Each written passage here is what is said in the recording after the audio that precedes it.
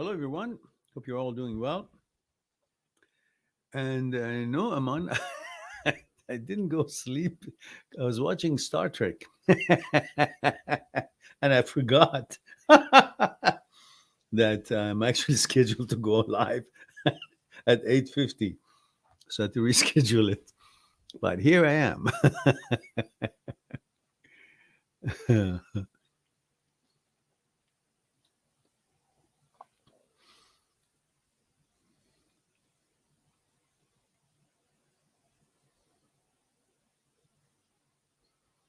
Well, Aman, you seem to be very hasty and judgmental about yourself.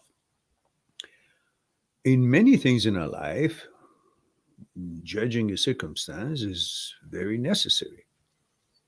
But judging generally based on a small sample in quantity and in time, it's rather foolish, not in a way to disrespect you, but foolish in a way of it's not accurate because world doesn't work like that.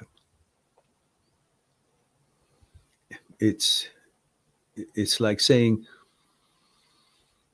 I've looked the store across the street everywhere of it and they don't have basmati rice.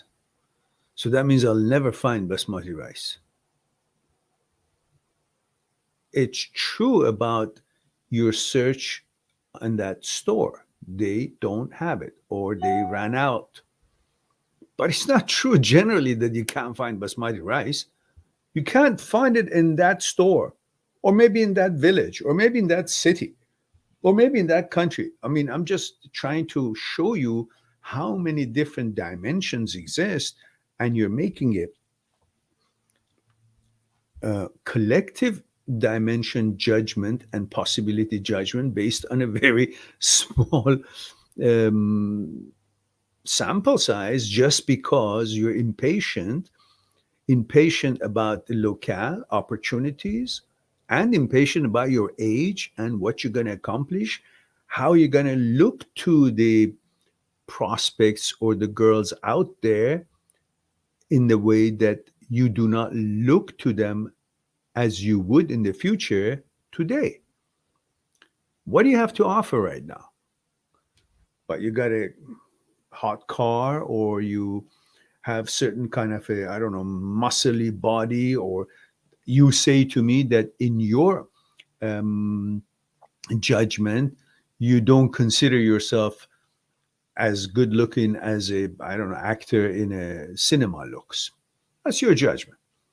I disagree because there's always going to be some girl who actually likes the way you look, not because the way you look only, that's part of it, also because of the way you carry yourself, the way you judge, the way you make decisions, the way you treat her, the way you communicate with her, the way you're dedicated to your relationship, the way you can provide, and many other things that makes us men to be who we are and be attractive to another woman, one way or another, and so on, and they have their own standards. But you judging yourself all the time based on the fact that you don't have the girl that is going to be committed to you or is having intimacy with you or attracted by you right now, this moment, and not considering that you are growing and things change in regards to your ability to provide, in your knowledge, in your wisdom, in your power, in your everything else that makes a man to be attractive to a woman, and you're not considering any of that. All you go about is like a childhood dream that I want to have this soccer ball right now. And if I can't have it, then that's the hell. That's the end of the life. That means I'll never have a soccer ball. Eh, You know, you're going to get tired of yourself by thinking like that. Negative discussions for things that really don't have the conclusion that you're trying to advertise is futile. It's stupid. Constantly you think like this, you're going to get tired of yourself. Let alone me. I'm going to get tired of the bullshit that you constantly spit out about yourself. How could any girl want to be actually interested in you when you yourself think about yourself so down and low and negative? First, you got to fix that in yourself. Then you got to be able to extend that emotion and confidence and hopefulness and abilities that you're going to endow yourself in the future to make yourself something better than what you're right now. Then you express it outwardly. That's going to attract them. It's not your looks that is going to attract them.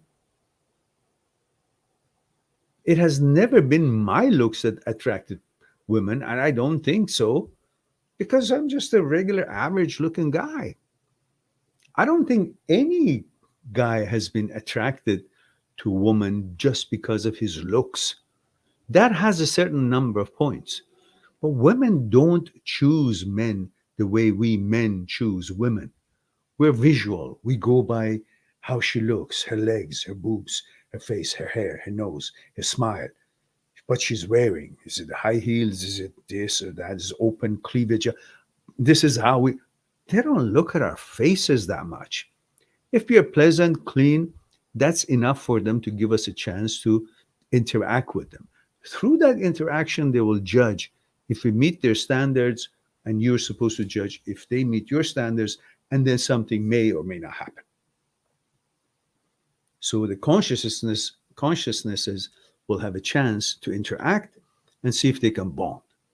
But you are oblivious to that, constantly repeating the same sob story all the time without making an effort to make yourself something better than what you think you are, and then give yourself more chances to approach and learn how to approach, and so on and so forth. This is a trait you got to learn, and be hopeful, positive all the time. All right, I just said that. So stop pissing me off saying shit about yourself. Honestly, I bet you the first thing you talk about the girls is, oh, you're the first one who paid attention to me. That's the end of that. The girl says, well, if I'm the first one, what the fuck for? You're supposed to be sure of yourself. I've seen guys who are actually ugly, hideous, but they walk about like they own the world. And some girls fall for that. And then they get to know them. They actually see the guy is a nice guy. Then the rest of it. And you don't give yourself any chance. So you don't, not even you don't blow your own horn. You actually, deafen it out. Just, you don't allow it to. You got to start, taking better care of yourself and present yourself in a more positive way. First, to think of yourself in a more positive way. All right.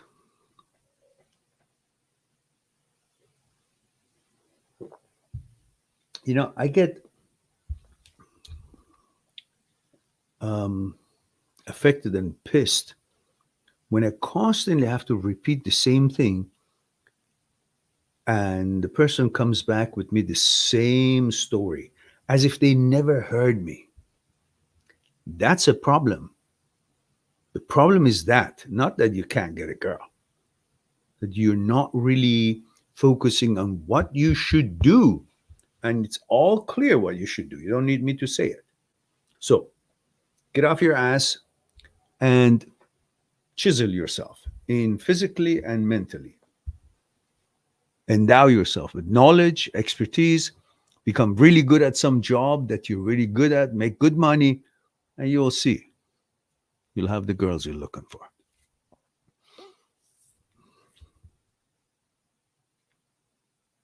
Ganak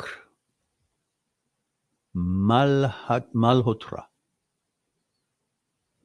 says, hello, Mehran sir. Is getting anxious around my father, like kind of fear, also HOCD symptoms? No. Why should it be HOCD symptoms? You get frightened of your father. First of all, that's your dad. He'll probably die before he lets anything bad happen to you. So get to know him. See if you can be a good son for him. And Do your best in everything you do in your life. So you will be looked upon according to your accomplishments than just that you're his son. Then he won't be angry at you.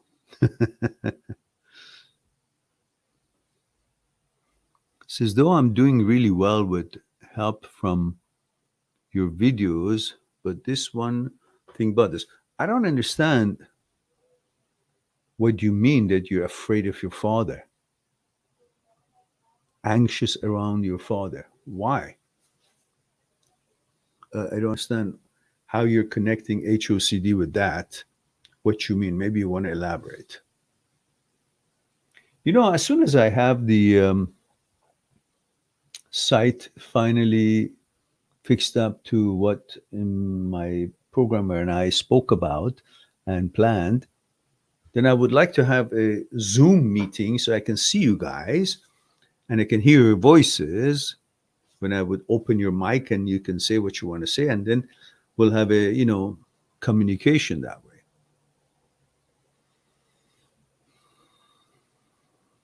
But here it's just reading and me speaking. It would be even better if I could have a way to reach through the screen with my ugly stick and beat you on your head if possible, especially Aman tonight. It pissed me off, took my mood away. Be careful now. You go and love yourself a little bit more. Be positive about yourself. Be respectful and hopeful about yourself. Endow yourself with things that you got to endow yourself: education, work, skillfulness, all these art of speaking, charm, and so on and so forth. And then I won't be so mad at you.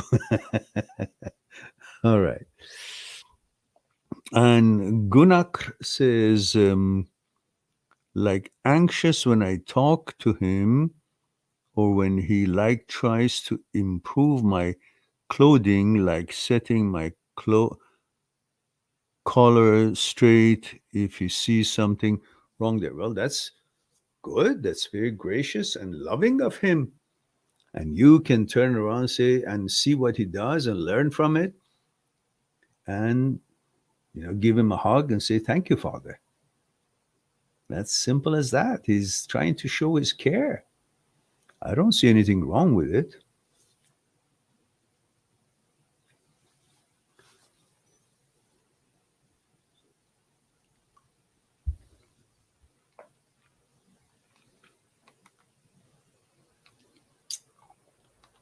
Since looks like there's not hundreds of questions coming, maybe I can have a candy.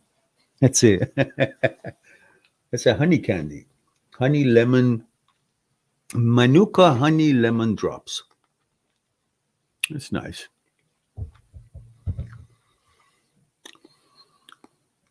Ah, Singh is here. Says, hi, Miran. Stuart here. Can you talk about when we were talking about my jealousy of ex-girlfriend,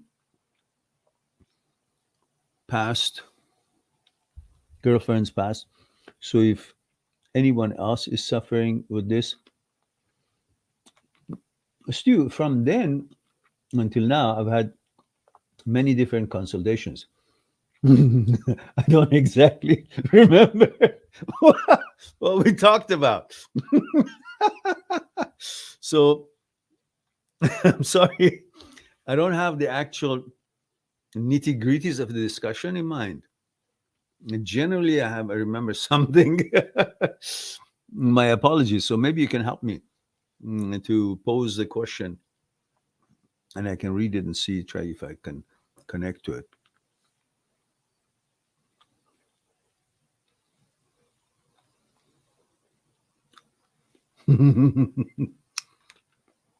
Yeah, you're sitting in Hawaii, sound and happy with where you are, and you think we are also as relaxed, remembering.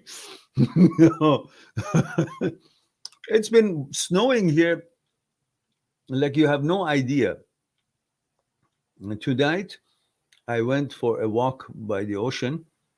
You could hardly walk on that seawalk because the ocean apparently was very active last night, and water had come over and actually covered part of the park and expanded itself into the park where the cars were parked and so on. And timber, I'm talking about huge timber, has covered the whole area. So we had to, I mean, I had to kind of climb over the tree trunks and so on to go over and past that portion of the walkway. And it was just constant, it wasn't just one place. And so it was first a snow for a few number of days, and then it was this. Now that we had a sunny day today, but last night it was just a storm. So probably my memory was washed out. This thing is so delicious. Let me show you guys what it is. Maybe you want to catch it.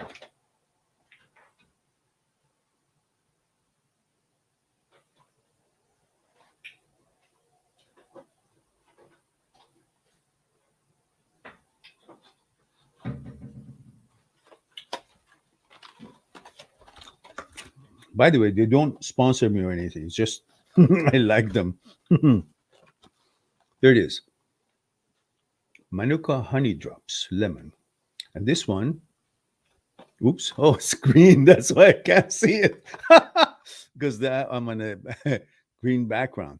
So hang on. Let me close this. And there it is. This, what you're seeing, is gray. It's actually green. The whole box is green. But as a green background doesn't show. So it's a honey drop eucalyptus. I have maybe one a day, and it's pretty darn good. Let me put the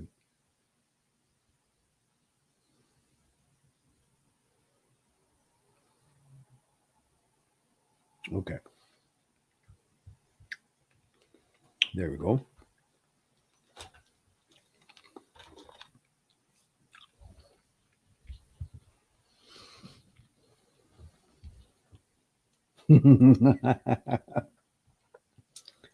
Singh says anxiety over girlfriend have sexual oh, come on, Stu. You're going to be qualified. Actually, you qualified for a visit with my ugly stick. So that'll be first in line because Hawaii is my favorite place. Look, at some time in the past, culturally, in many cultures, women were looked at as a commodity. That's why they expected the girl to be virgin, untouched. And to them, that was their honor. Like, how pathetic is it that the honor of a person depending on hymen in a woman, if she's slept with somebody else or not, that makes me honorable or not honorable? How dumb shit that is actually concept. But as we progressed and women got the right to vote and all that, and the whole society start understanding women are as capable as men in almost everything. Not everything, because men are built differently, different build, different structure, different interest, and women are built differently. There are things that we can't do as good as a woman do, and there are things that women cannot do as good as men can do. But in general terms, society learned that women are capable of doing pretty much anything that a man can do, within some exceptions. They don't like to do heavy workout. They don't like to build railroads or construction work or go to wars. And these things we're not talking about. But in general terms, they don't like to be like Um, Sailors on the ships, commercial ships or warships and so on. Certain numbers maybe, but not in general terms. But scientists, doctors, lawyers, pilots, all kinds of other professions. When that happened, the consensus was, majority was that, hey, women are not commodity. They're just as special as everybody else is. So little by little, this idea and expectation that they should have been virgin only for that man that wants to marry them kind of washed away because it was stupid to begin with. But that was the level of understanding and education and civilization that we had in the past thousands of years.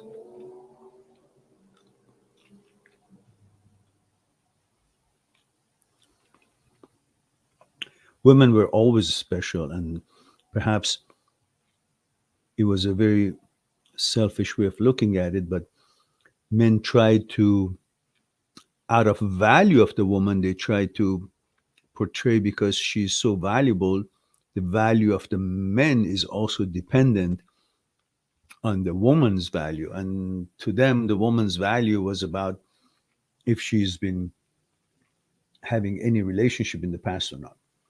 But that was very close minded, impractical, and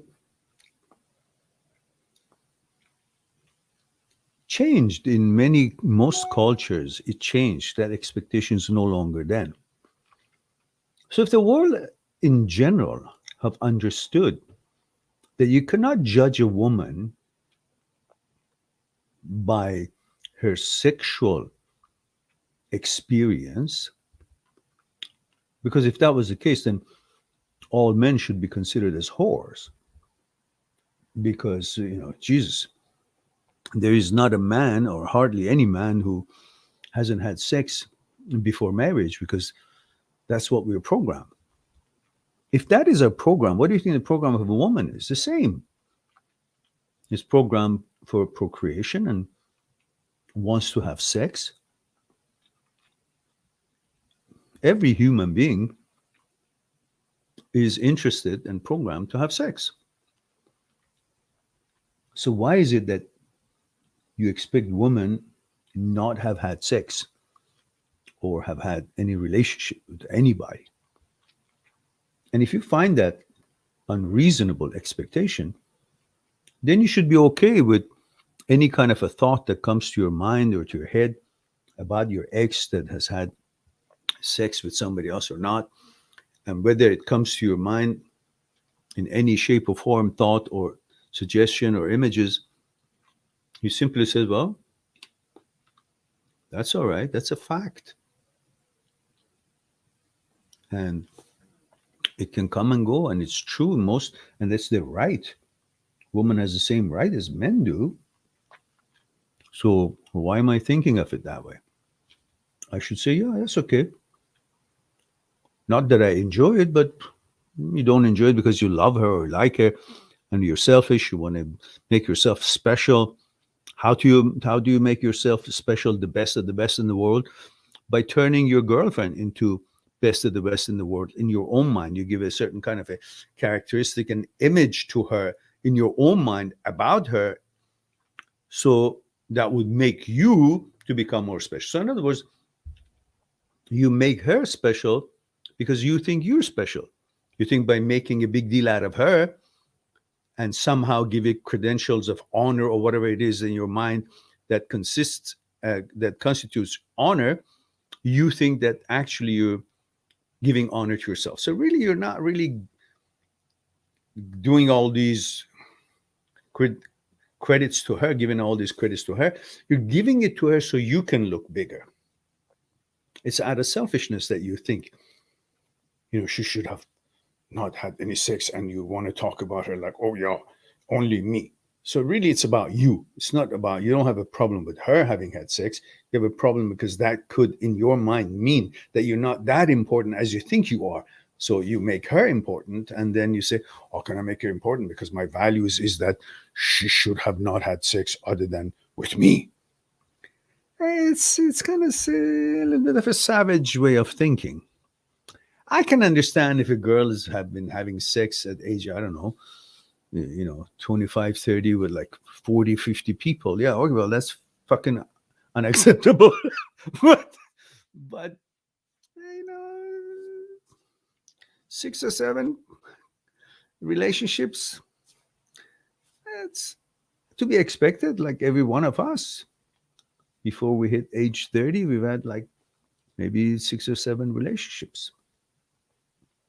So you gotta come to terms with this idea and judge your thoughts rather than trying to um, justify the thoughts. You gotta ignore the thoughts and discredit the thoughts because the roots of these thoughts are not credible. They're based on some personal need of importance, ego, selfishness, some cultural habits and rituals, and none of them have any validity. All it does is create some kind of a stress in you for expecting something unreasonable, for expecting something you don't expect it from yourself, but you expect it from the girl that you want to date. It's just, you got to think about it. It's not, it may be very palatable to you. Yeah, it's very a compliment. Oh, yeah, this girl didn't have any relationship only, but when she came to me, oh, she decided I'm the one. So really, I'm so pathetic that this girl's vagina sets my importance. If she has had sexual relationship with somebody else, then I'm not that important. If she doesn't, and it's only me, and I'm suddenly important, I can't have any other way of being important in life other than through hymen of some woman. That's pretty pathetic way of thinking. So if you think that what you're thinking is actually um, counterproductive to proving that you're special and you're strong and you are best of the best, then you would stop following it. Because it is pretty stupid to think that your whole worth and value is based on what she has or has not had experienced in. Hmm?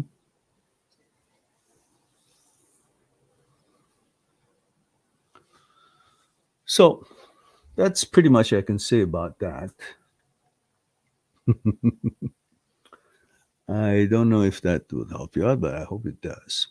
Otherwise, you gotta get another visit from the ugly stick, and that's not. So you better be okay with these explanations.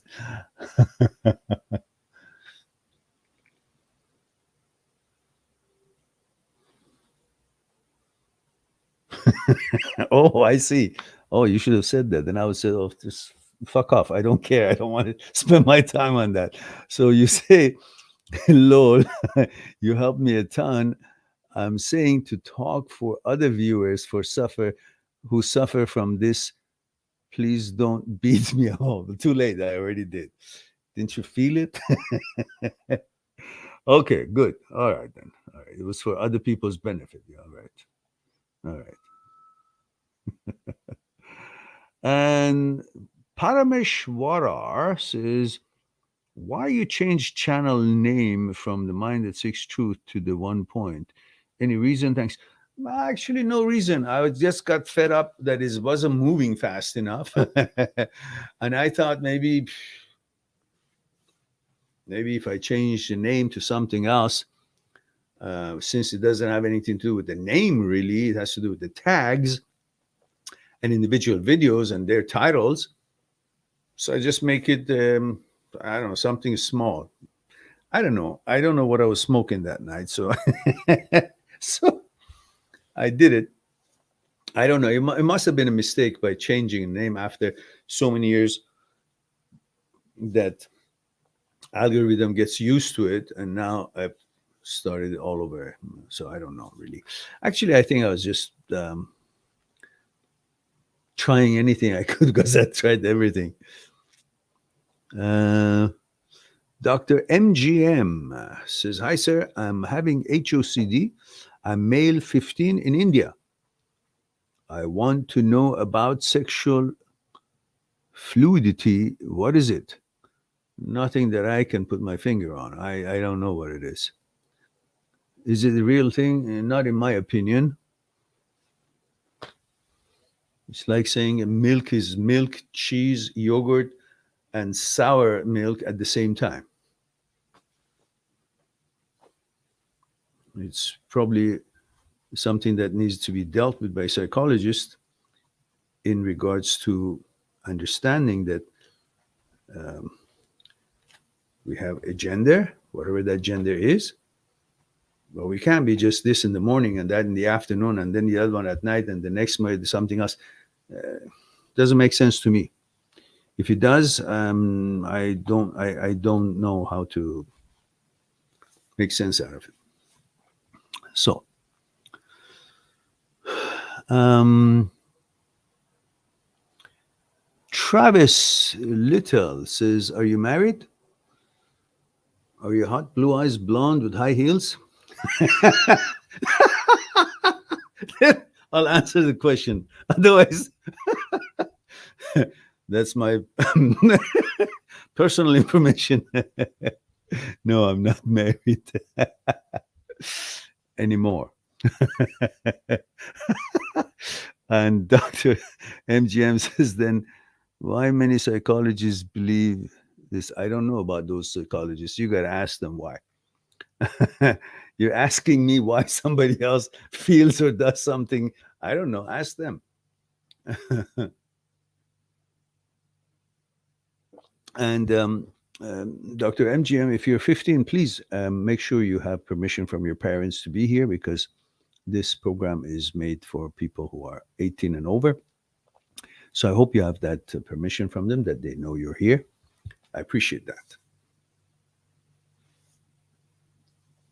All right.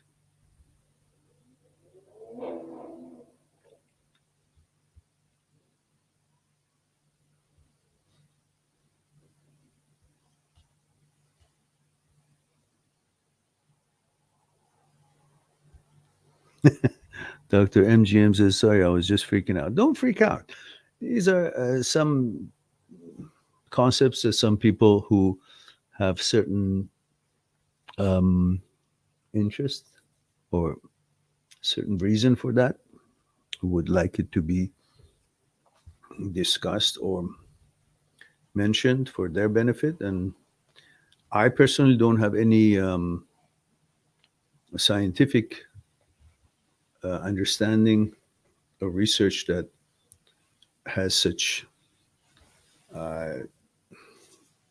discussions accredited. So let's leave it at that.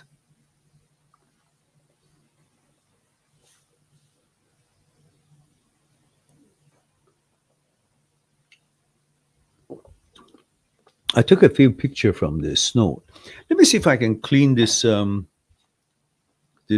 screen. I think it's a little foggy. It's not really.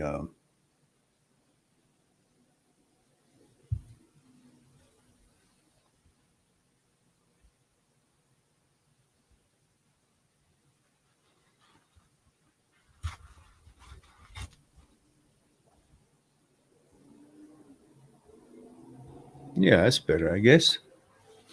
At least I think it is. Let's see if we can give it a little bit more light. Didn't work out much. Okay. Dev says, hello, Meran. Hello, everybody. Listen, guys and girls, please do me a favor. Include your gender, age, and where you're tuning in from, because I may have had a chance to be acquainted with you being here and ask a question, but I don't remember necessarily how old or where you're tuning in from. So help me out in that.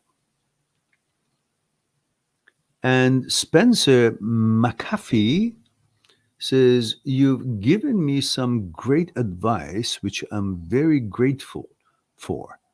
And I'm working hard on moving on from the girl I loved. My girlfriend moved out after 7 years of being with me. I'm finding myself very lonely and depressed, being on my own. Do you have some advice on how I can keep myself happy during such a difficult times? 27 male Canada. Spencer, I want to bring to you a different question. I want to ask you, how do you think a girl that has been with you for 7 years can walk out and move on and be happy, but you can't?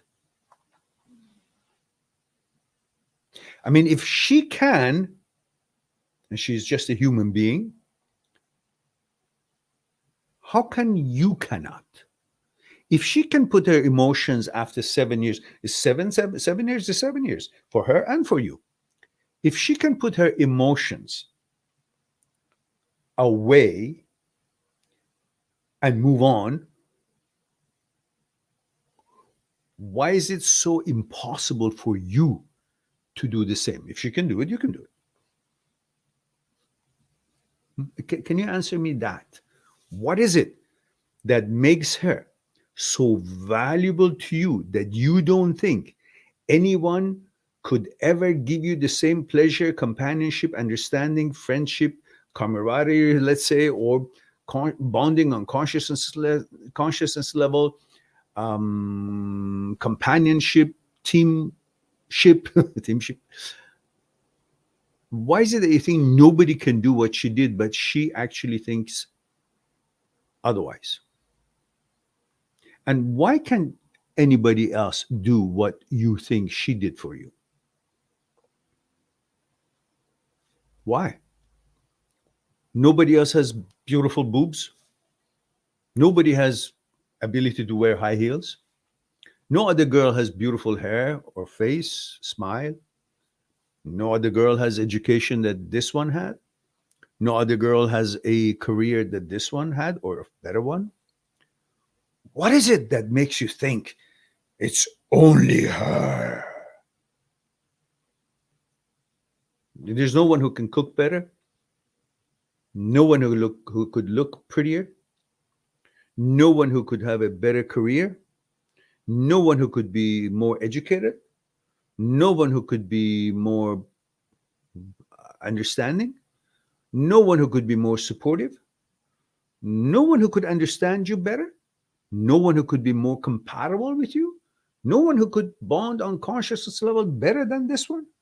Well, if she was really that good, she wouldn't have left, right? Obviously, she's not qualified because she's not with you. So why would you ever want someone who's not with you? Why would you ever think someone who doesn't want to be with you and is not with you is actually meeting your qualifications that you would want her to actually be in your life? Where's your respect for yourself? Where's your respect for all other women, amazing women in Canada that are actually amazing ladies, women, female, that you can die and worship them and provide for them and team up with them, build something together, work together, get to know each other? Why is it that you think this one represents all women in Canada and no other woman can measure up? She's that good? Then tell me, what has she done? What has she accomplished in her life? She feeding the elderly, taking care of the younglings. She has come up with the cure for common cold. What is it that's so special about her that you think, has she contributed to the world and society in such a way that the world, universe is now a better place? What is her inventions? What is her contributions that makes her so amazingly hard to move on from? You see, Spencer, you never gave yourself a chance to think that you've been with this girl for 7 years, which means you were 20 years old. At 20 years old, you haven't had much experience in intimacy. Probably was your first girl you fucked. And somehow at that age, you didn't have much up here anyhow, because you hardly understood who you are, what you are, where you want to go, what kind of career you're going to have, what kind of education. You were still in school probably, huh? So you hardly knew what your expectations, your qualifications, or your what you can offer, what you can expect, and what your standards could be. At the time, you had no standards. All you cared about is some girl smiling at you, paying attention to you, and you can have sex with. And then, based on that, you guys got together. It wasn't based on that. Oh, I know exactly what kind of woman I want, and she has all those qualifications. No, you had no expectation, no qualification. It so happened that you guys wanted to hitch up and tapped each other. At that age, that's all you think. You can't tell me no. I had seen her across the room and across my dreams, and I had qualifications so amazingly specific, and she met them all. Really? She must have been what, 19, 18, or 20 or 21 herself. What the fuck did she know about life? Nothing. So you guys got together based on no foundation of expectation or qualifications. And then you got into each other's routine. In 7 years, you and her each end up amalgamating more of the mechanical processes that each one of you were involved in. And a mechanical process are the things that you do during the day. Going to school, or going to date, or with each other, going to cinema, going to work, going to whatever it is that you were doing, going to gym and having friends and so on and so forth. So this mechanical process, the things that you were doing during the day, created a certain routine in your life. And the more you guys, you grew up and got closer, and perhaps, I don't know, even if maybe you moved in together, I don't know. But the more you guys each became part of that routine that was created for both of you. And you created an order in life because of those mechanical processes, because of the routine that was created, and then therefore there was a order in your life based on all those. And mind finds security, unlike the body that finds its security in physicality, in physical environment. Safe area. Everything is here. I can see. And I'm in my apartment. Doors closed. I'm in a good part of town. It's safe. Safe environment brings safety to my physical entity, portion of my entity. But mind doesn't find security in physical environment, safe physical environment. Mind finds security in the order that you had created with her. And because she was part of that order, that routine, when she left, the routine was not able to be maintained as it was maintained when you guys were together. So the order broke down. Therefore, when the order broke down, the mind lost where it would find security in the order. No longer the order was functioning. Mind finds that security is not there anymore. So what do? What mind does? Mind goes into memory because there's a recording of that order in the memory. And in that recording, it finds the order. And in that order, the mind finds security. That's why you're constantly going in there. And when you're in there, you see her as part of that whole system of living. When she's in there, it triggers the prerequisites for desire to be born. There are a bunch of steps that has to be taken before desire is born. But all those steps that was taken for you, for your desire for her to be born, is already also recorded. So it doesn't have to happen again. As soon as you're in the memory, the trigger goes and the steps for desire are refreshed. And the desire is born for her. And you think, oh, I'm missing her. I can't go on. No, because the order is broken. You got to create a new order. You got to find new friends, new things that you like to do, create a new mechanical process for yourself during the day, the things that you do, and you do it alone or with other friends, not including her. She doesn't need to be there. So you create a new routine out of the things that you do during daily life. And those new routine create a new order. In that new order, which is independent from the old order, the mind finds security. It doesn't keep going to the memory anymore. It's happy. It's busy. And for that reason, you won't be constantly in the memory, and the trigger for desire will not be clicked, and desire is no longer replenished for her, and you will gently, easily, bit by bit, will get further and further from the shore.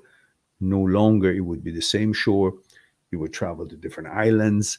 You will take space from where this order was. You're now somewhere way out in the ocean and different islands and different experiences, and you will regain your balance. All right.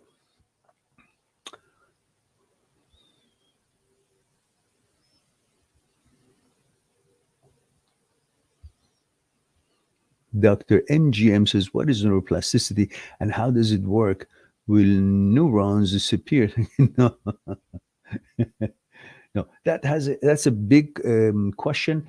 And for that, you need to watch my video that says how to delete your memory. And that will explain to you exactly how you become good at something or how you can actually unlearn something, and explains to you how the neurons work and what makes neuroplasticity make you better at something and so on, and explains that for you. Or you can simply watch the other videos that I have and then educate yourself on those bases. You guys, you know that I have a site called mindthatseekstruth.com, mindthatseekstruth.com. And you can always go there and make an appointment with me for a Skype consultation and take a look at the books I've written. And you might want to pick up the ebook version of Me, My Psyche, and I. Me, My Psyche, and I. It will give you lots of insight about yourself and your psyche, the movement of the psyche, and plus other things such as meditation, what's fear, what's ego, desire, and so on. And then you will educate yourself more about becoming a mechanic of your machine. And I've priced those very inexpensively because there are lots of pages and heavy, so the shipment is going to make it expensive if it's in paper version, which is available, of course, but I put it in ebook, so it'll be like 1/10 of the price. I highly recommend Me, My Psyche, and I. And at the same time, you have an opportunity to make an appointment with me for a Skype consultation, so we'll explore what's concerning you one-on-one on Skype. And we have Spencer says, thank you so much. You're quite welcome, Spencer. Dev says, I actually had commented on your how to delete your memory. Oh, did you? So I was 18 back then. Now I'm 19 from India. Ah, I see. Okay, good. Um,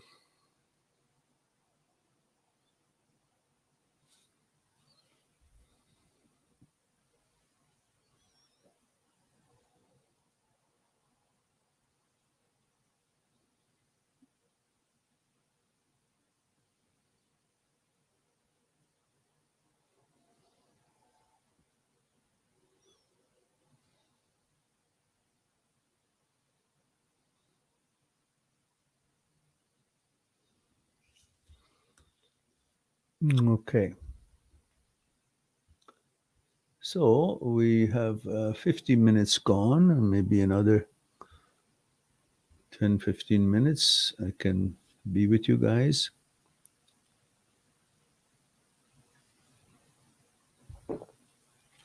I usually go for a walk at this time of night, but I did my walk earlier today and it's pretty much blocked because of all that debris and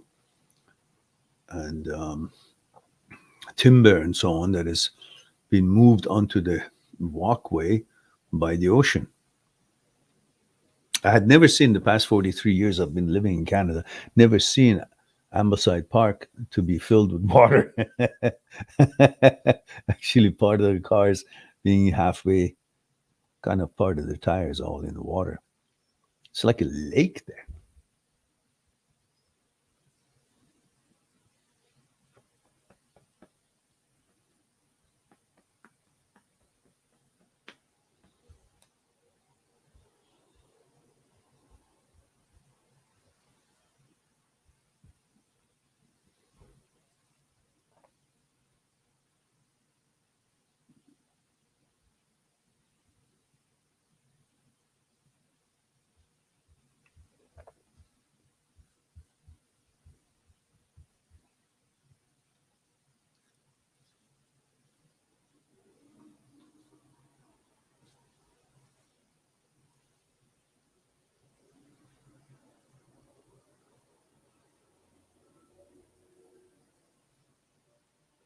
Mhm.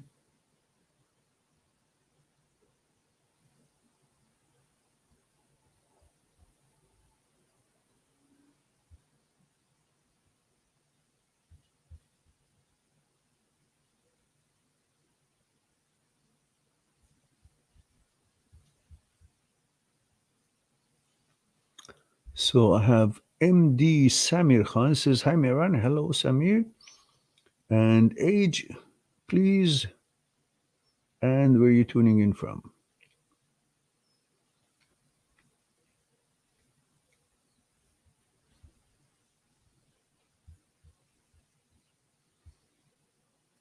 In UK, it must be what time is it now? It's about what 6 o'clock in the morning. So I don't think we have anyone from UK here. And India is 11:30 in the morning, I believe. So that's a possibility.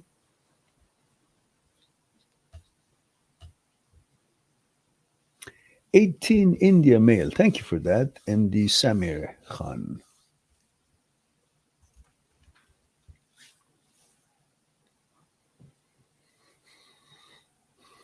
Dan Kosi says, "Hey, what? Hey, you still love?"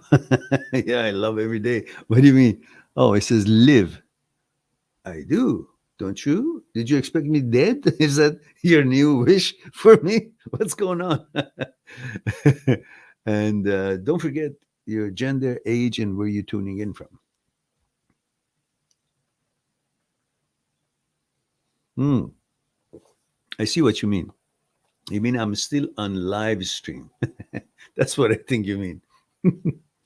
Yeah, obviously, I'm here, but only maybe for another few minutes because I've been here almost an hour.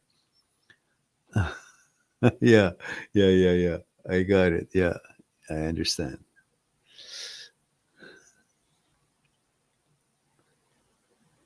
So, Dan, let me know where you're tuning in from and the age because I don't remember everyone's.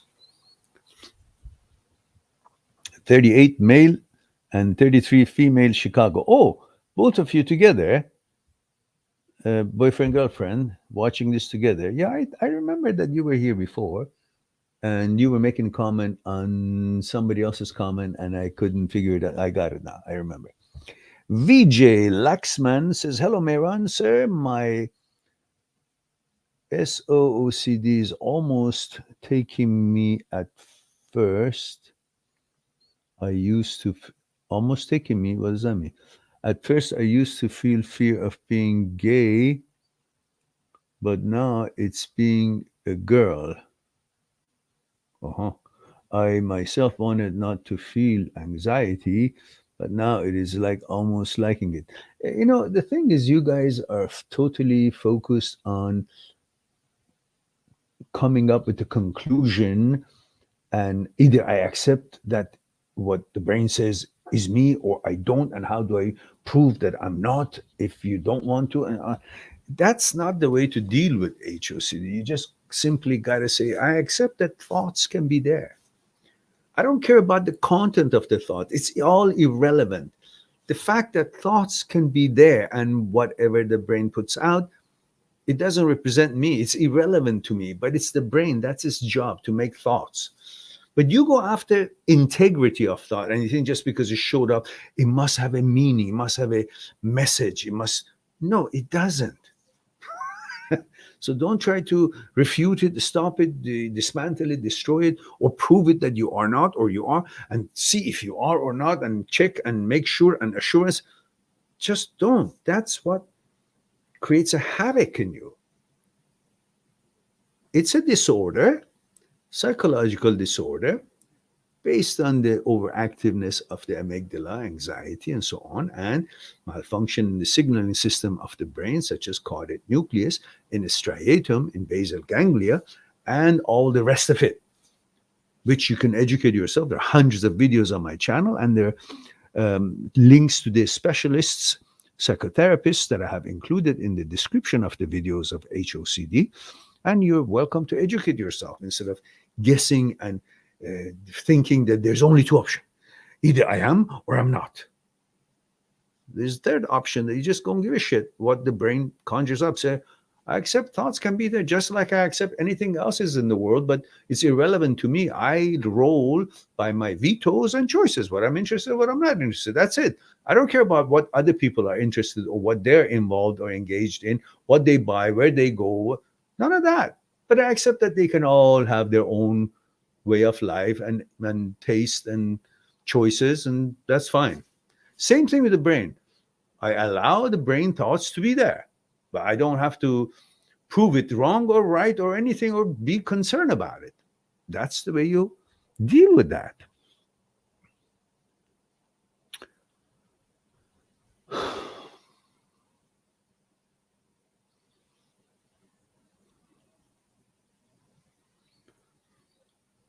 And MD Summers says, how to study without distraction. Well, if you know it, let me know too, because distractions are always there. But what you do, you fully try to focus on what it means for you to learn that. How is it going to translate into your life? Does it mean that if you learn it, you get a grade and passing grade, and you go to the next class and next topic, and then you eventually get a degree of some kind, and you can get a job that you like, and then you can put food on table? So that's the meaning of why you want to learn. Then naturally you say, well, food is important, comfort is important, car, house is important, and I need that. For that, I need money, and for that, I need job. For that, I need education to pass. So I'm not concerned about distractions. I'm focused on this because that's the only important things here. Then you motivate yourself and translate to yourself what it means to study, why you want to study and learn this thing. And then naturally, distractions simply won't be there. Even if they're there, your focus, when it's on something, distractions disappear. But if you're focusing on how I can get rid of distractions, well, then you lose focus on what you want to do. And says, I have for 4 months, I have medical exam. Yeah, you'll do fine as far as you understand how important it is for you. Therefore, what distractions? Distractions are not going to put food on my table. Distractions are just waste of my time because they're not going to do anything for me. They're not going to teach me what I want to learn either. So I let the distractions be distractions, and I focus on what I think is meaningful to my life. And Cherry Driver is 48, Belfast female. Hello, darling. Good to see you here. Thank you for joining us. It's the first time, is it? I don't believe I have had the pleasure of you having joined us in the past, but delighted that you are. VJ says, okay, I don't get that. Travis says, you helped me years back. Thank you. You're quite welcome, Travis. Thank you for sharing that. MD Samir Khan says, suggest me, Mehran, how to study without stress and full of interest. I just did. Says, thank you, Mary. You're quite welcome. And Sherry says, I've been here before. Love your work. And thank you very much. And love the fact that you love my work. And thank you for being here and supporting the live stream. I appreciate that very much. And where did you say you were from? Belfast. Ah, hang on, hang on, hang on. Belfast.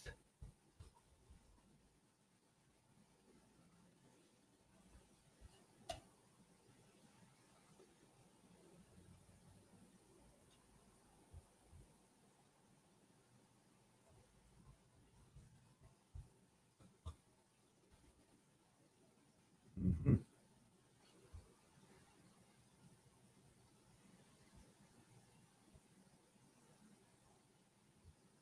Belfast. close to Castlereagh, Strandtown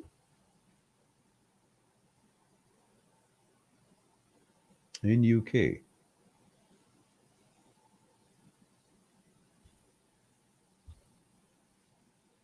Northern Ireland. There we go. There we go. Irish girl, one of my favorite women on earth. I don't know why. They're so warm and ladylike and trustable and reliable, cozy, making the house, and the accent kills me.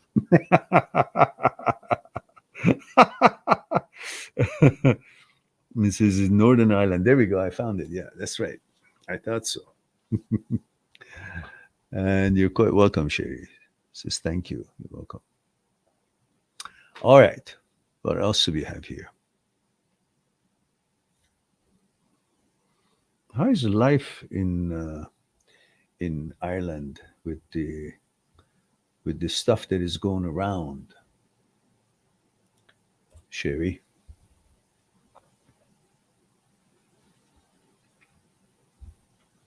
There is okay. Singh says, can you talk difference from OCD, anxiety, obsessive thoughts, and when the brain is actually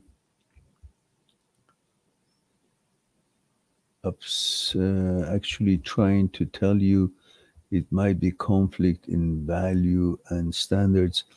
I mean, this about women and if they fit you. Singh, Stu, I couldn't understand the question. Let me read it again. You talk about the difference from OCD and anxiety, obsessive thoughts. Okay. And when the brain is actually trying to tell you, it might be conflict in values and standards. Okay.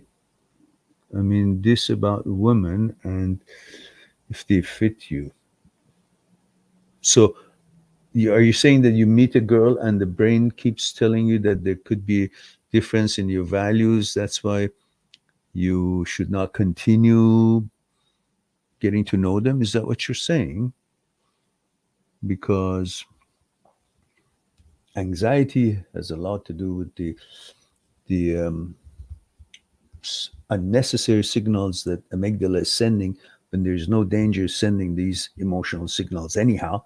And the prefrontal cortex is trying to find a match in narrative for it when it doesn't exist. So it makes something up based on what's most important to you, sacred to you, and what most frightening to you if it's not the way you want it to be. So fits something and sends some kind of a text or scenario to fit that danger emotional signal that was unnecessarily sent by the amygdala. And then you find that narrative from prefrontal cortex, and then you make that to be an evidence on why the signal is actually correct. And then you fall into a havoc because now you justified the signal when there was no justification for it, but you're now believing the nonsense that the prefrontal cortex has made up in order to match for something to fill in the narrative for that emotional signal that wasn't necessary to be sent. It's a mistake, but you have now suddenly gave it credibility because of that. And then OCD is the one that you actually feel that if you do that, it will take care of the necessity of doing the compulsion, and then you keep doing the compulsion to feel good, and every time you feel good, there's dopamine secreted, so you get addicted to dopamine, and then after a while, you're no longer doing it for obsession or the dopamine, you're doing it because it became your habit, because the reward center and goal finding center and habit center are all three on top of each other in the striatum, in basal ganglia, and that's where the habit starts. And then suddenly, it's just your habit. You don't even know why you're doing it. So it all depends on how you're connecting them all together. So it's a big question, but I don't think there's enough time to explore everything here. Uh, Stu says, yeah, how do you know if the judgment from OCD or it's actually brain trying to protect you? Protect you from what?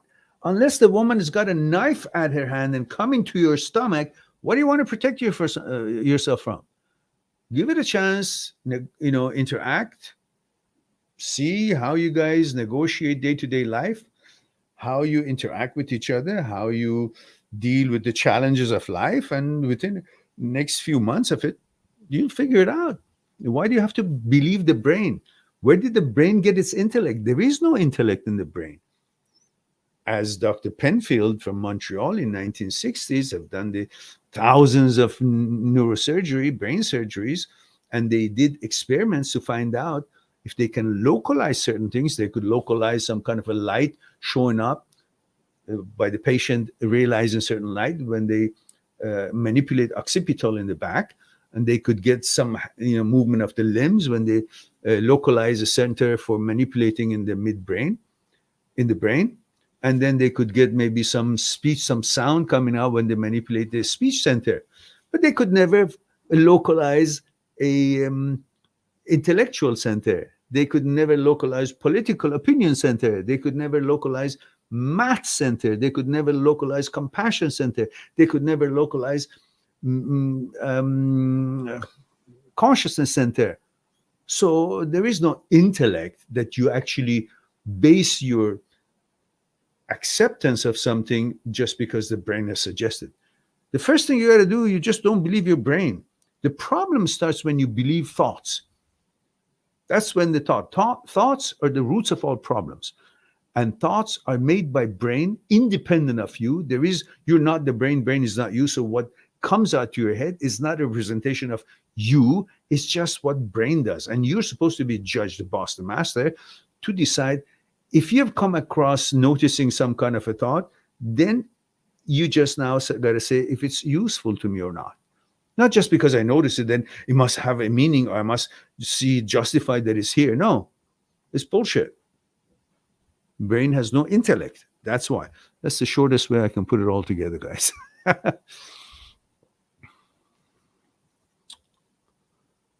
um,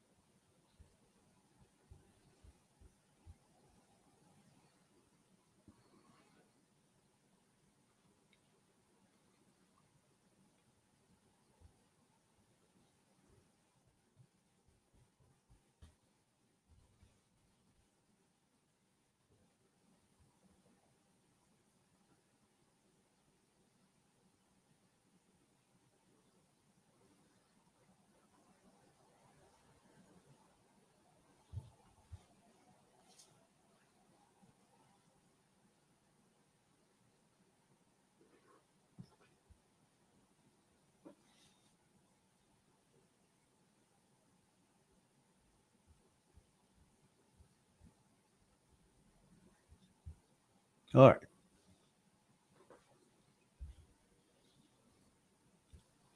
So, who else is here?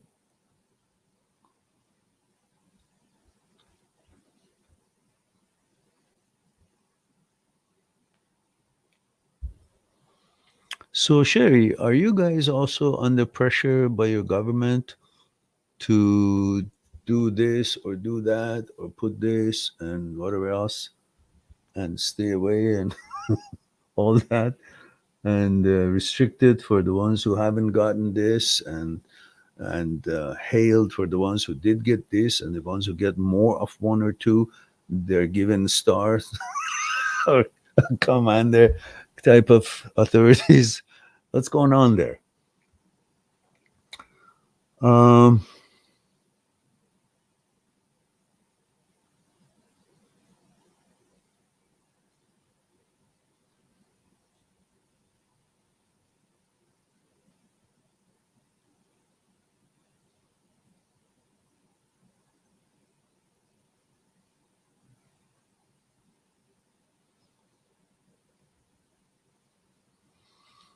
Hmm.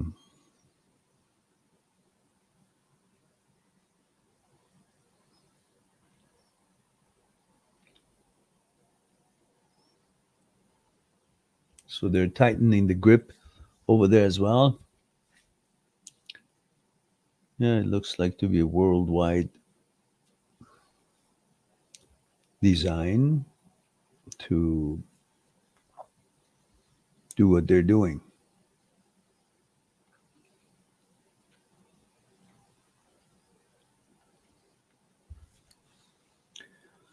Well, it's interesting to know that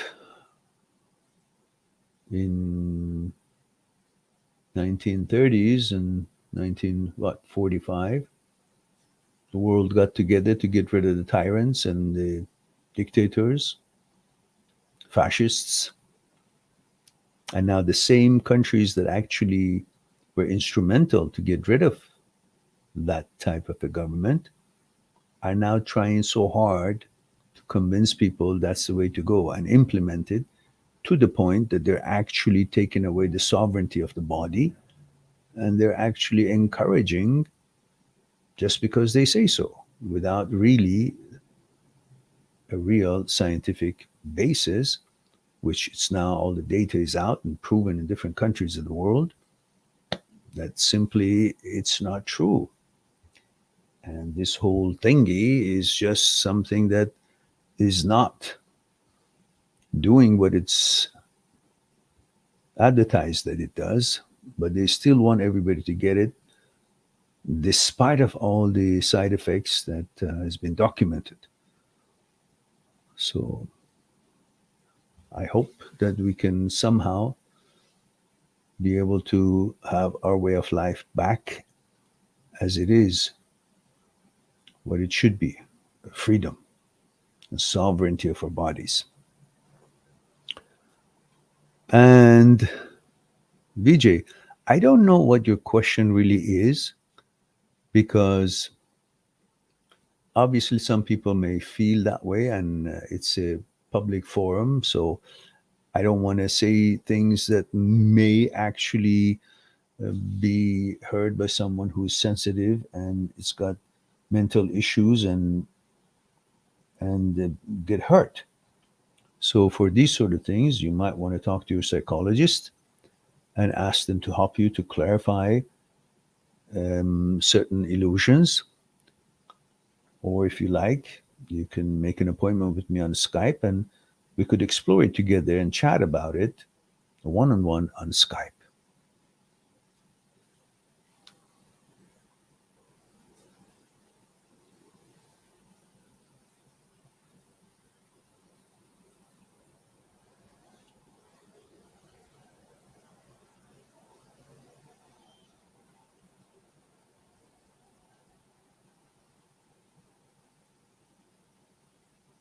Yeah, I don't know, Vijay. Again, you got to go to your psychologist, psychotherapist, and ask them to assess it and help you to understand. Otherwise, I don't know how your situation is or be able to explain it for you, as I don't necessarily understand clearly what the question is and what your situation is. But my suggestion is to talk to your psychologist, psychotherapists, and get clarity and get educated on what it is.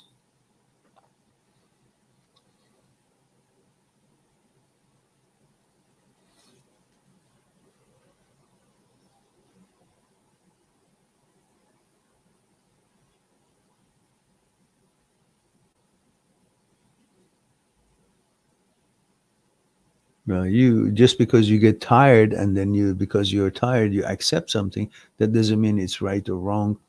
You need to understand that getting tired by the brain promoting something constantly, that is not the way to give into some entity that is just an organ and is calling the shots for you. So you need to speak with your psychologists, psychotherapists, to get better direction.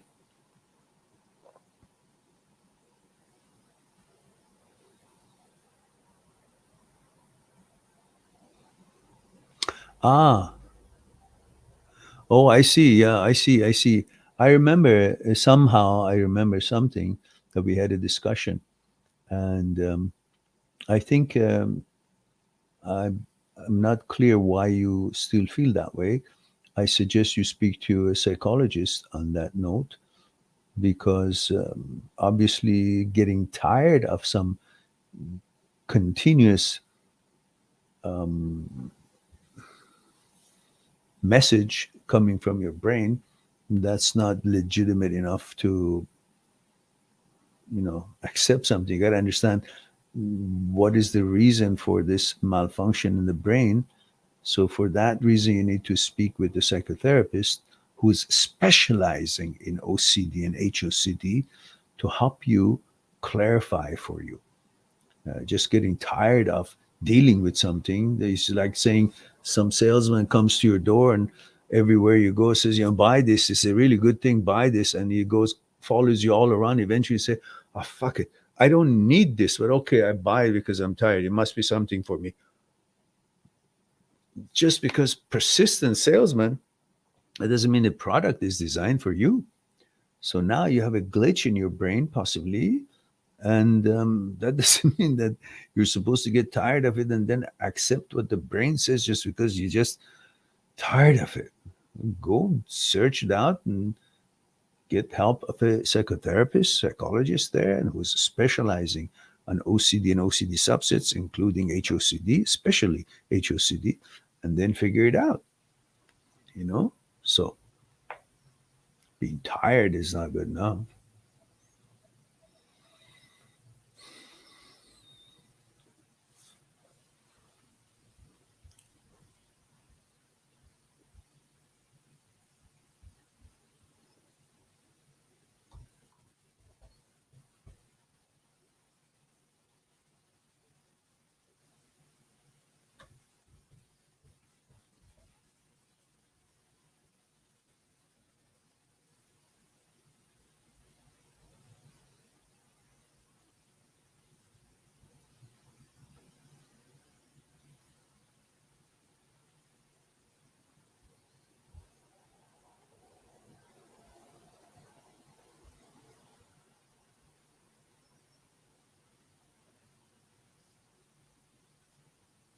Mm-hmm.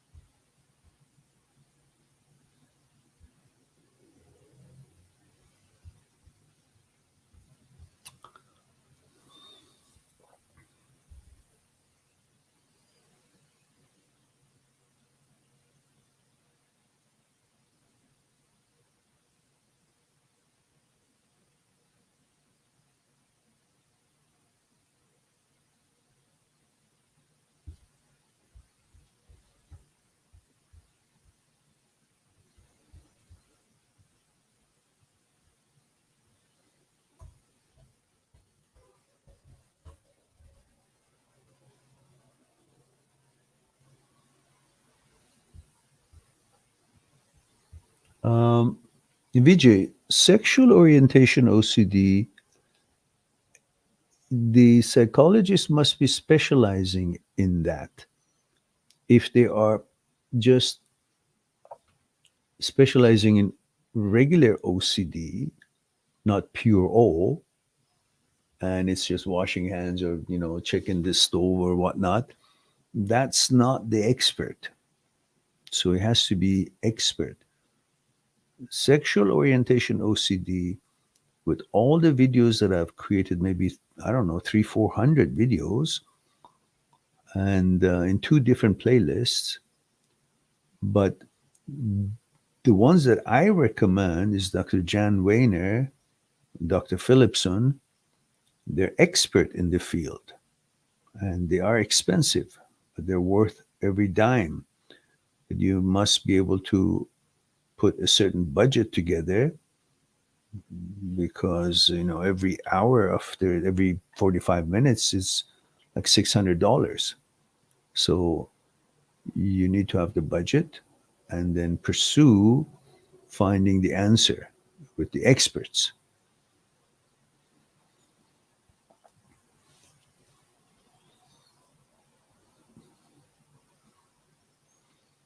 Prithu says, hello, Mehran, male 32 India. Thank you for that.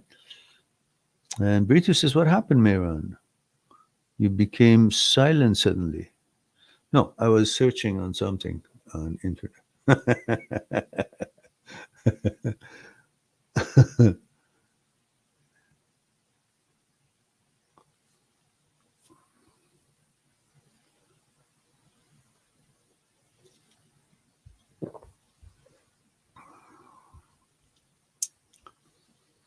All right. I'll give you guys a minute or two. I'll just warm up some tea or some drink I get. I'll be right back.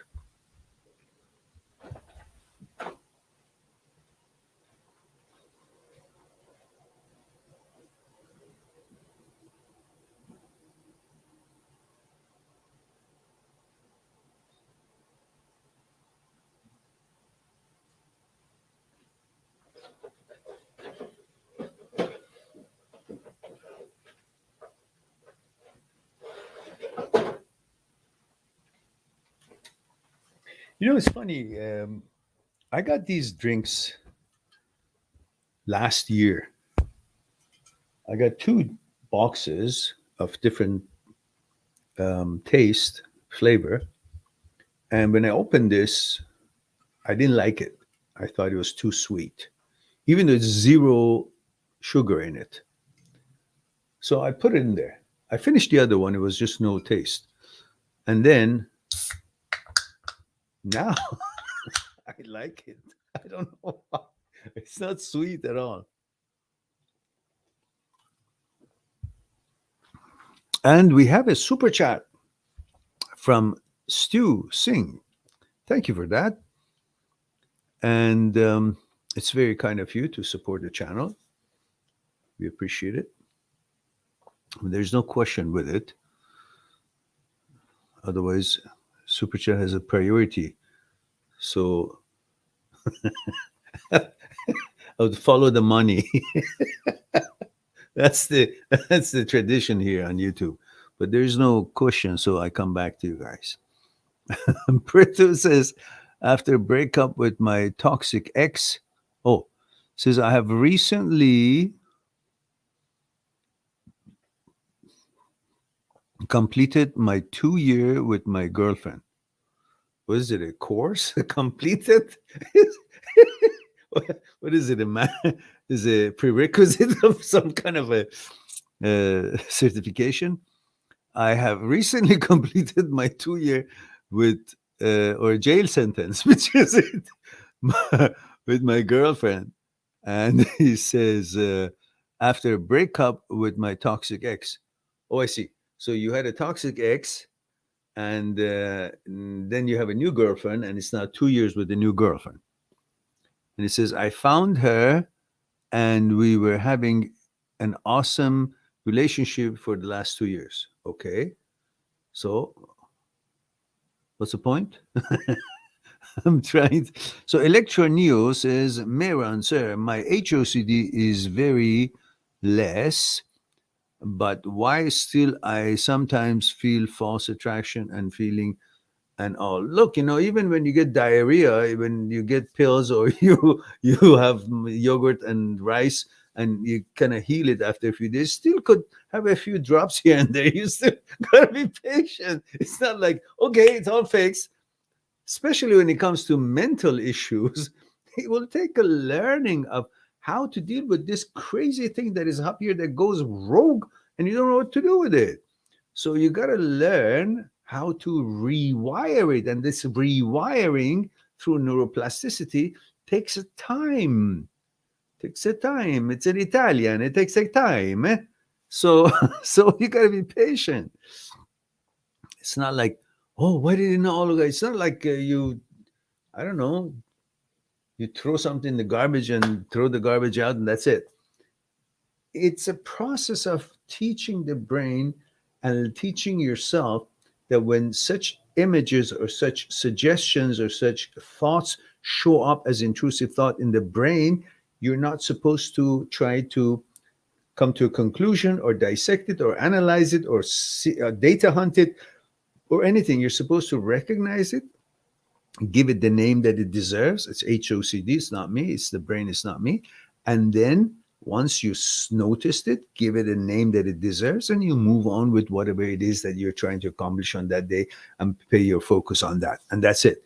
And that takes a while and becomes automatic. It's like you're driving your car on a road and there are lots of potholes and debris and obstacles and I don't know, things that you have no desire to have your car go that way or hit it or go on it.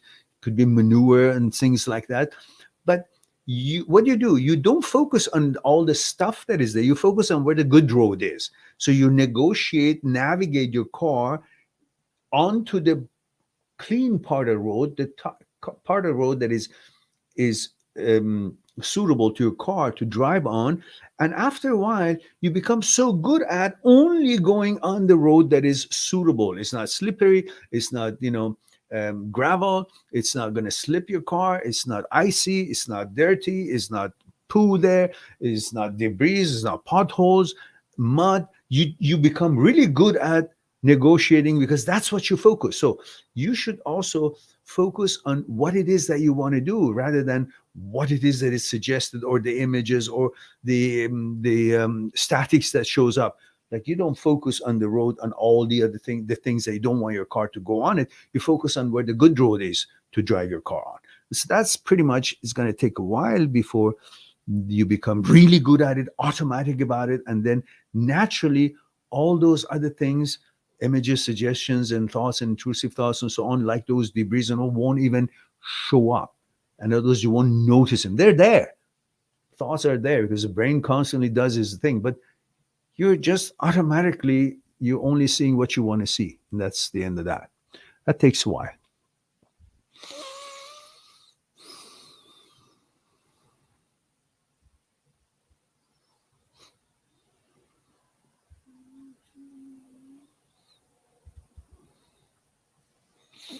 Preetu says, let me finish my. Yeah, I'm waiting, but I thought I was finished. So it says your videos helped me a lot in getting rid of negativity that came to me as a result of the previous toxic relationship. Uh-huh.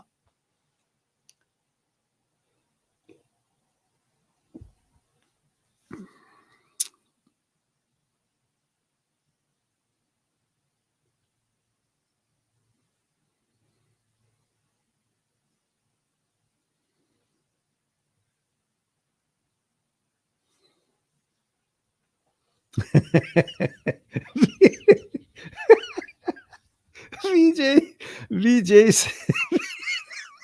VJ says, by the way, his session, he means that psychologist in India, sessions cost 600 rupees. Getting $600 therapist is a very big thing for me. I understand. I understand. I understand.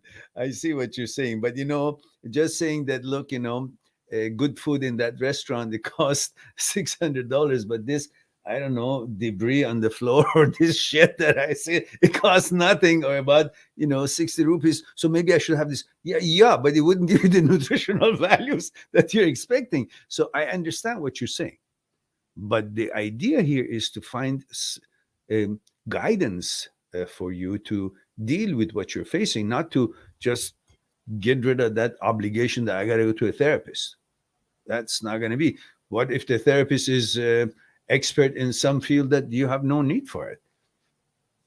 Maybe it's a great coach for how to fly a plane. That's got nothing to do with what you want to deal with. And Carpe Diem is here. It says, Happy New Year, Mayor. Happy New Year to you too, as well. Adam, good to see you. Hope all is well with you. Hope you're good. Um,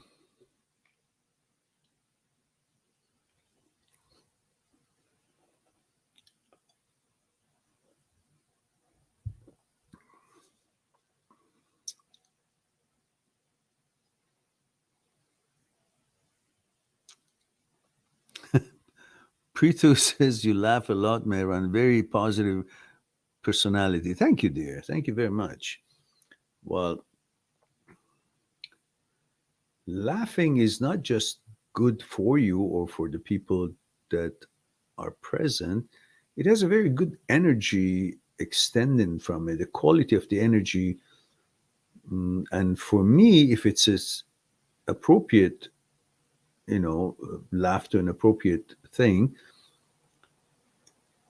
it's a vehicle to deliver something in a more caring manner. So I don't know. I guess I've always been up for a pleasant expression, if that means smiling or laughing. Yeah, I find myself throughout my life, I've not been a cross faced person.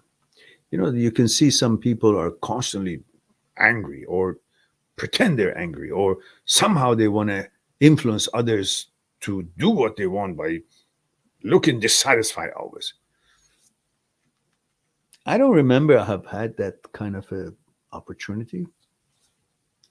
I've always tried or been automatically without even trying, been cordial, pleasant, tried to bring tranquility and good energy to whomever I encounter. Unless they're mean people or bad people, then I have a different side. That's a military side.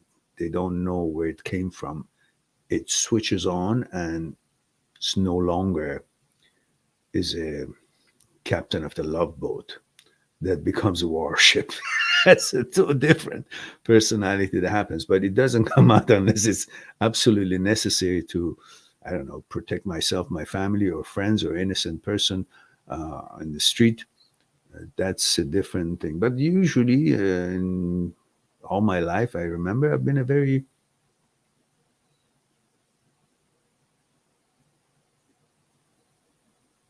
pleasant person, I must say, without any intention to harm or malice for anyone. I find that power. I find that powerful. That's to me that's powerful. You don't feel the need to harm people, bother people. You want to heal people, whether it's through your words, behavior, energy.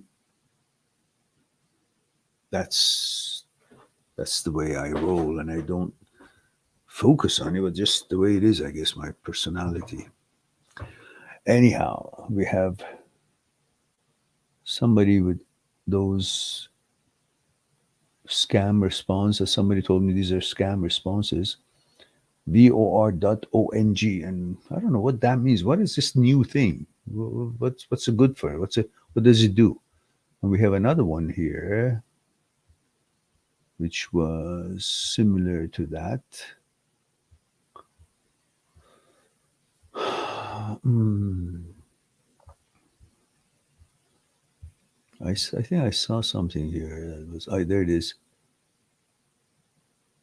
VURFYI. I don't know what the hell these things are. There's some kind of a comment which means nothing. Uh, Prithu Barwa says these qualities makes you look like a 20-year-old with 45 years experience, not a 65-year-old. Yes, I know it does. I was never taken seriously in many settings, just because I don't know, I don't always look very serious, but I do have a very serious intentions and face when it's. I don't know if I have a serious face or not, but the face is the same. It's just my words change, I guess. Anyhow, so guys, I think we're like 1.5 hour and we have 11 people here. So I guess maybe I'll hang around till I finish my drink here. Hmm.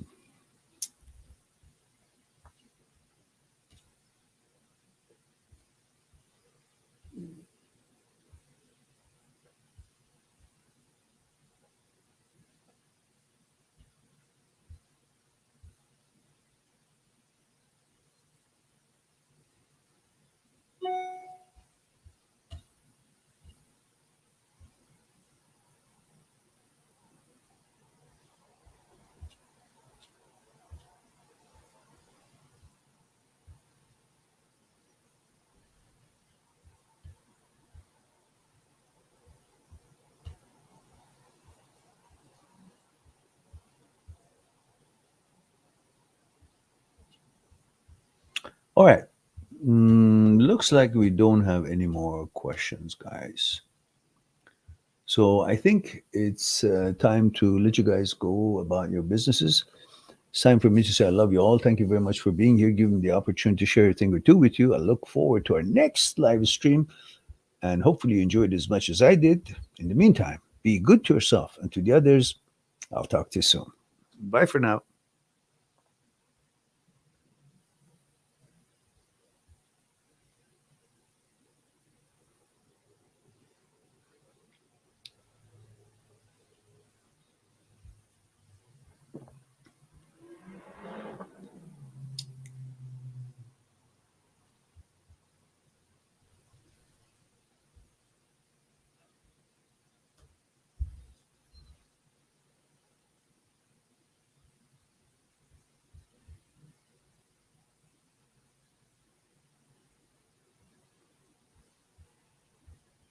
Subscribe on my channel, visit my channel, and go through the videos that you might be interested in. Mind that seekstruth.com is making it one step away to talk to me one-on-one on Skype and discuss what concerning you. I'll talk to you soon. Well, we too, like the iceberg, have 1,000 times bigger powers that is not visible, and we must. Why? Is it something we're rambling on and I expect you to accept it? Or is there actually another power within us? Would you come and help me out? Okay. What I want you to do is put your hands underneath my arms and just lift me up. There we go. Okay, now, that's my physical part, right? Same thing, again, with that. Just want to see if there's any difference. Go ahead. Now, go ahead. Now, this, go ahead, when you're ready. Go ahead.